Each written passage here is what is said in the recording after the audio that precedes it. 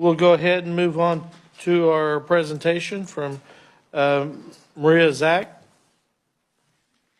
And this is talking about the elections. Go ahead.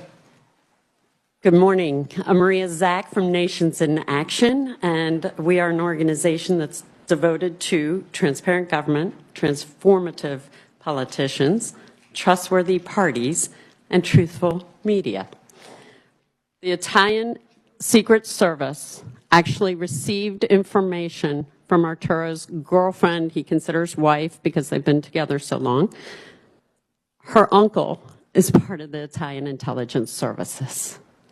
She said, Uncle, Arturo came home and said he doesn't understand why we're stealing America's election.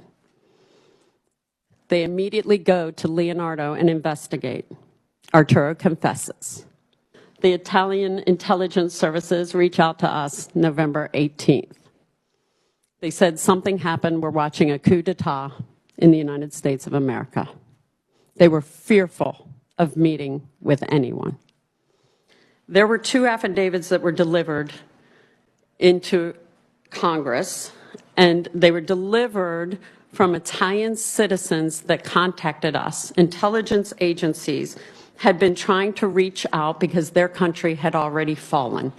And that is what is happening around the world. The intelligence agencies are watching corruption and China come in to their countries and buying off politicians and hiding things and using fraud to do amazing efforts to take over and own property and, in some instances, countries. So today I'm going to play for you an audio tape that should shock you all. It'll shock America. This is the first place I have chosen to testify in. I could have walked into any state. I know my way around. We've already proven my credentials. I know government affairs. I can walk in, and when I play this for you, and why Kansas? Because Kansas was a pro-Trump victor of electors. But I would argue you don't know. You do not know the real result of your election. You also probably have not been made aware of what was occurring in Italy. Leonardo, the defense contracting firm, had some strange occurrences happening with people coming in and out that the intelligence services witnessed, of people coming from Frankfurt into the Italian U.S. embassy in Rome on Via Veneto. This instance enabled individuals to come forward and supposedly, according to the Italian intelligence services, work with Leonardo to change the results of the United States election. But more frightening is that they claim there were 47 to 52 presidential elections around the world, and they now have telemetry experts, over 200, that speak foreign languages that are all different. So what you are dealing with is a very calculated attempt to take down presidencies and control countries. So this audio that I am about to play for you is from an individual who was a member of the CIA and the State Department. His name is Larry Johnson. Many of you may not know, but I am the person not only who hand-delivered that letter to Donald Trump on Christmas Eve in 2020, telling him who stole the election, where they stole it, and how they stole it. And my number one goal was to bring back one of the people who was in the satellite center. His name was Arturo Delia. My goal was to rescue him and bring him over to America because he was willing to testify. There were people that would not assist, that I thought would assist, but what was most shocking was this voice recording that I will play now.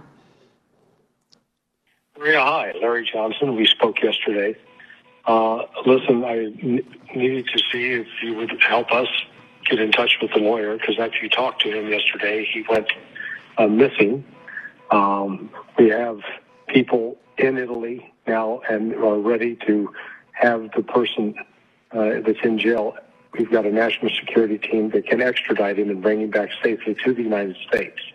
So that's already lined up. There's no need for an airplane because the airplane is going to be provided and witness protection provided. If you could call me at your convenience, 301-442-5957. That's our United States government, supposedly, national security, that are going to go rescue Arturo Delia. Anyone know about that? Probably not. Anyone?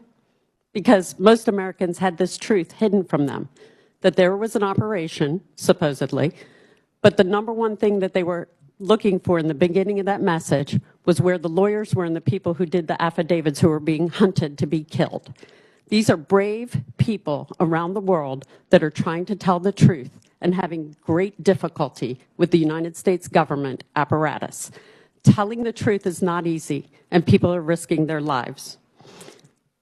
So that was the transcript. So you ask, okay, what proof is there? Well, I would definitely consider that, sir, Mr. Chairman and members. That is called proof. That needs an investigation. Where is our law enforcement? It should be at the local, state, and federal levels immediately to investigate Larry Johnson and the activities that he did in the United States during this whole event. You know, everyone says, if you see something, say something, right? We're all supposed to see something, say something, and then what happens? You get blasted. We had patterns of illegal activity across the country. We had people not matching signatures on the ballots. We had witnesses galore filling out affidavits. I'm so proud of the team at Nations in Action because they filed many, many, many affidavits. They saw the computers actually online and there are photographs. So if anyone says the machines weren't online, that is false. So these witnesses that have come forward have also identified over 35,000 illegal cross-county voting just in Georgia alone, and that relates to President Trump's talk with Secretary of State Brad Raffensperger, where he was saying, I know that there are votes there that were illegally cast. He was right. He is actually vindicated in the proof today because the cross-reference with the state documents and the U.S. Postal Service feed shows that these people did not live where they actually voted. Those votes should have never been counted.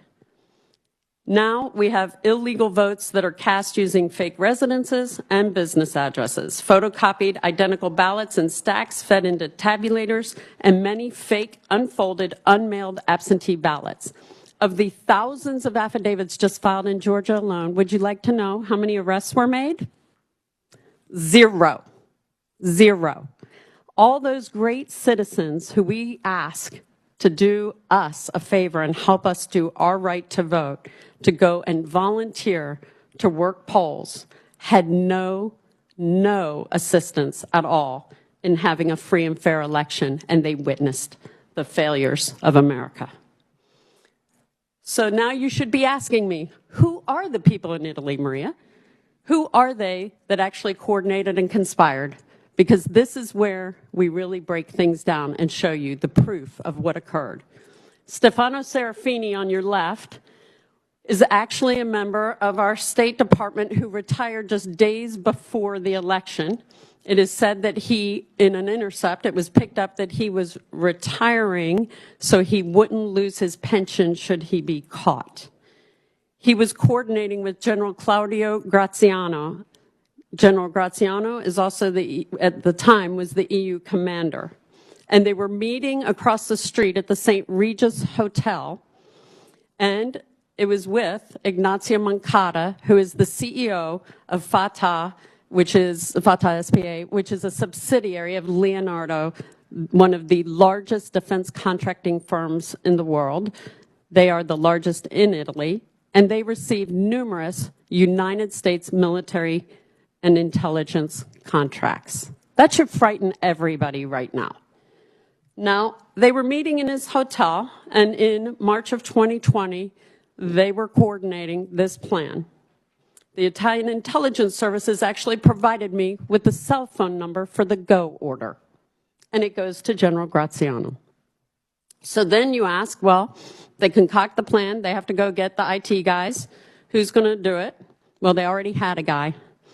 His name is Charles Robinson. He is a telemetry expert. He came in a week prior to the election of November 2020. He uploaded mil-spec software, and he had traveled from Frankfurt.